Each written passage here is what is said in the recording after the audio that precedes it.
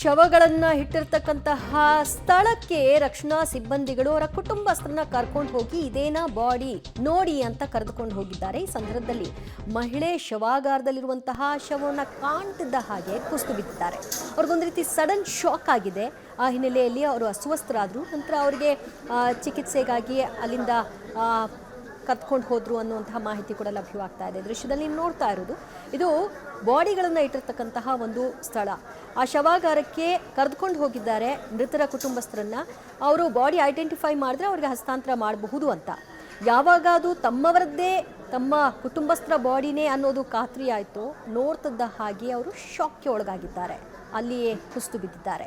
ಈ ದೃಶ್ಯ ನೀವು ನೋಡ್ತಾ ಇರೋದು ವಯನಾಡಿನ ಚುರಲ್ಮಲದ ಶವಾಗಾರದಲ್ಲಿ ಬಹಳಷ್ಟು ಮೃತದೇಹಗಳನ್ನು ತೆಗೆದುಕೊಂಡು ಬಂದು ಇಲ್ಲಿ ಇಡಲಾಗಿದೆ.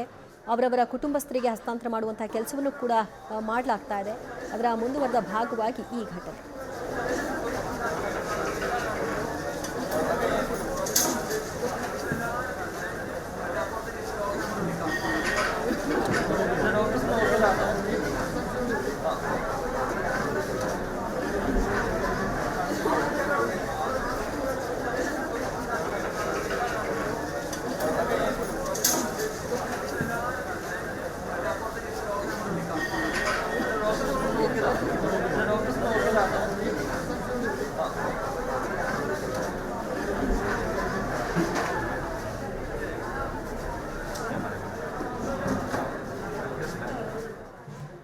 ಸಂಕಷ್ಟದ ಸನ್ನಿವೇಶ.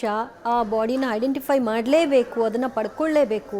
ಆದರೆ ಅವರು ಮೃತಪಟ್ಟಿರಲ್ಲ ಅನ್ನುವಂತಹ ಒಂದು ದೃಢ ನಿರ್ಧಾರದಲ್ಲೇ ಹೋಗಿರ್ತಾರೆ, ಇದು ನಮ್ಮವ್ರದ್ದಾಗಿರಬಾರ್ದಪ್ಪ ಅಂತ. ಬಟ್ ನೋಡಿದಾಗ ಅದು ಅವರ ಕುಟುಂಬಸ್ಥರದ್ದೇ ಬಾಡಿ ಅಂದಾಗ ನಿಜವಾಗ್ಲೂ ಆ ಆಘಾತವನ್ನು ಯಾರು ಕೂಡ ತಡ್ಕೊಳ್ಳಿಕ್ಕಾಗಲ್ಲ. ಅದೇ ಈ ಮಹಿಳೆಗೂ ಕೂಡ ಆಗಿರೋದು.